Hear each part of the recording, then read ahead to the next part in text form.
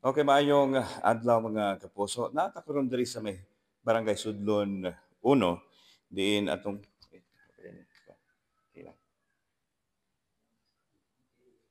Okay. Padayon. Okay, mga adlaw mga kapuso, natakaroon diri sa may Barangay Sudlon 1 sa Cebu City. Mountain Barangay na ni unya natasulod sa simbahan sa SDA diin gi atong mahinabi karon si Manang Eupimia Obinario ang asawa no sa kaning gipatay nga subok palang dungon ang anak rapod ang nakaingon sa kamatayon sa iyang amahan. Manang Eupimia, maayong buntag nimo amo pahasubo. Magsud, sir. Unsa man gyud nahitaboan sa imong bana ug sa imong anak? Kuan, sir. Anang adlaw nga Martes, niadto ko sa Minglanilla. Kay doon ako'y apo dito. Gipaadto ko. Mao nga, nabiyaan ako akong bana. Nya ang iyang kauban ang akong anak. Na wala ko magdahom, sir, nga mao to nagkuan sila ba nagbaylo-baylo og istorya. Nagkainitay. Mao to, sir, ang nahitabo. Unsa may hinungdan nga no nagkainitay sila silang istorya? Kay kining akong anak, nakita niya nga ang akong bana kuang kunog sundang. Nya karon nasuko ang akong anak, giunhan niya ang akong bana. Pila edad sa imong bana? 65. 65 ang imong anak? 40 edad. 40 ang edad. Okay. So nakita niya nga nagkupot og sundang ang imong bana nga iyang amahan po sa imong anak, ngunya giunhan na lang po niya tigbas. Oh, sir, gikuha niya ang sundang nga gikuan sa akong bana. Mao to kay ang akong bana lagi paralyzed. Unya? Lupig nagkusog sa kuan. Sa iyang anak? Oo. O to nga naunhan sa akong anak, akong bana. Okay.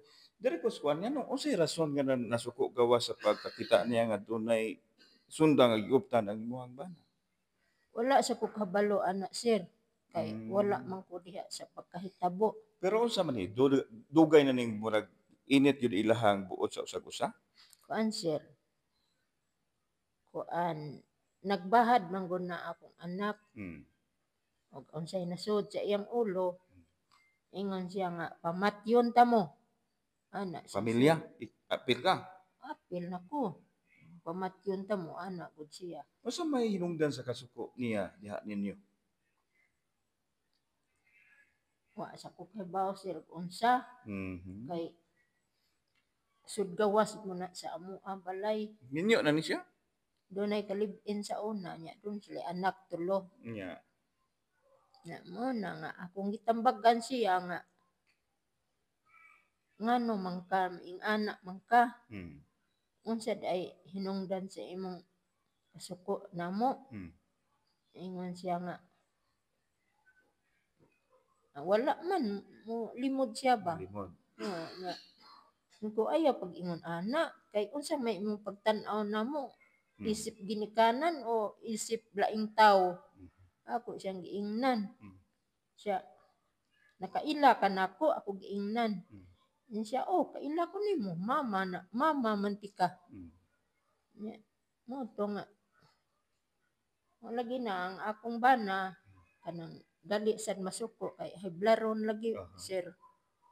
Mo sila nakainitay og so mayaw-yawan po siya usahay. Itambagan niya kasuko sa kong anak mo to sila nga nakainitay siguro kay wa sa ko diha, sir.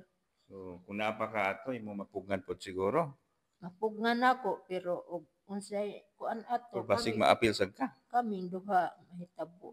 So maapil po ka. Kamo ginunta duha mapildi. Okay, mangutana lang ko nimo nang no. Unsa nagabisyo ni imong anak? Drugas ano? Kuan, sir. Sa akong pagtan-aw, bisyo gid, sir. Kay kun doon na siya kwarta, mupalit mo na siya og Kana bang bintilya nga sana kobra. Kanang mainom. Mainom nya sa bulan niya itlog, orange. Mhm. Una iimnon. Nya ako gong isip inahan, musulti ko nga mauna ayaw pag inom ana kay Padaon. naamang guna siya sakit sa utok, sir. Okay. Na-rehab man na nako, sir. Ngano man na, katong pagkarehab mo sa hinungdan tungod sakit sa utok. Oh, sir. Pero unsa to, wa siya magshabu. Wa sa pagkabaw, sir. Kano sa lang to nga na rehab. Dugay na na, Dugay sir, na. panahon. Pero unsa man nagsulong-sulong? Sulong-sulong, sir. Unsa man to kanang nervous breakdown? O ni, sir, mauna. Ana. Mauna igi ko as doktor. So kung mapasaran siya og kaon, Mauna, mulikoy, sir. muli ko siya. So adto siguro nga tungura ng eupemia, basin og wa to siya sa iyang pangisip. Anak gid, sir. Karon no na dakpan naman gyud, nadakpan ang imuhang anak na nasprisuhan. Mapasaylo ba nimo? Padayon ba ang kaso batok niya? Sa ako alang, sir, Mm. sakit sa akong kasing-kasing. Kay ngano iyang gibuhat ang pagpatay sa iyang amahan nga nganong giing anak niya. Nga ang akong ikasulti sa akong anak nga sakit sa akong balatian nga iyang gibuhat ingon ana. Nga So kasuhan yun. kasuhan din ako, sir. Kasakaan ako sumbong. Di nimo mapasaylo. Wa siya pasaylong mapaabot gikan ninyo. Oh, sir, kay iyang gipatay ang iyang amahan. Okay, giunsa niya pagkuan kung atong mahulagway, giunsa niya pag tigbas. Itigbas niyang ulo, sir. Ana, Mm-hmm. itigbas niya diri. Pila ka buksa man? Sa duha, tulo diri. Mm-hmm. Nabuak yun yung ulo? Wala Napikas? nang buak, sir, na anak lang ang panit ba sa ulo na anak. So na ukab Mm. asang iyahang tangkugo. Nasamdan gid, sir, kay gi autopsy man ako, sir. Ana, sir. Unsay nga sa imong anak nang? Jo. Jojo, kung nagtan-aw makakita si Jojo ani, unsay mensahe nimo ipadangat ni Jojo? Unsay tawag nimo siyang anak? Jo lang yapon siya. Istorya si Jojo. Jo, kon makadungog ka ani akong isulti. Istorya to bang? Okay.